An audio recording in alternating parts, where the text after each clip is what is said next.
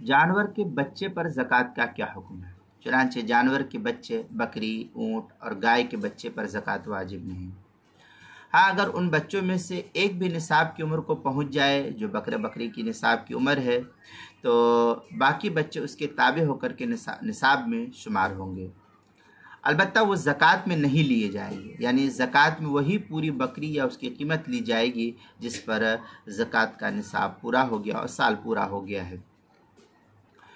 چنانچہ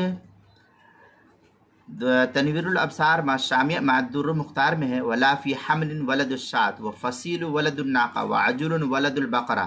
یہ سب جو ہے عبارت ہے تنویر الابصار مع الدر المختار جلد نمبر 2 صفحہ نمبر 282 283 باب زکوٰۃ الغنم، فتح القدیر جلد نمبر 1 صفحہ نمبر 509، جو مصر کا چھپا ہوا نسخہ اس کے اندر۔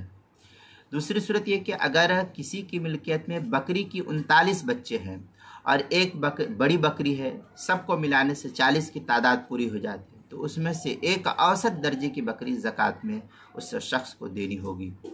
چنانچہ در مختار میں ہے ولو واحدا ویجب ذلك الواحد ولو ناقصا فلو جیدا یلزم الوسط۔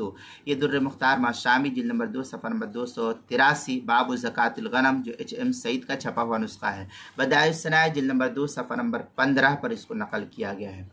تیسری صورت یہ کہ اگر سال پورا ہونے کے بعد وہ بڑا جانور مر جائے تو زکوٰۃ ساقط ہو جائے گی۔ چنانچہ در مختار میں ہے قولہ وہلاکہ یسقطها ای لو ہلک الکبیر بعد الحول، در مختار میں شامی جلد نمبر 2 صفحہ نمبر 283 باب زکوٰۃ الغنم۔ آگے ہے اذا کانت له سواء کبائر وهي نصاب فمزت ستۃ، یہ فتاوی شامی جلد نمبر 2 صفحہ نمبر 282 پر اس کو نقل کیا ہے۔ زکوٰۃ کے مسائل کا انسائکلوپیڈیا، اس کے حروف تہجی جیم، عنوان ہے جانور کے بچے، صفحہ نمبر 133 پر اس کو نقل کیا گیا ہے۔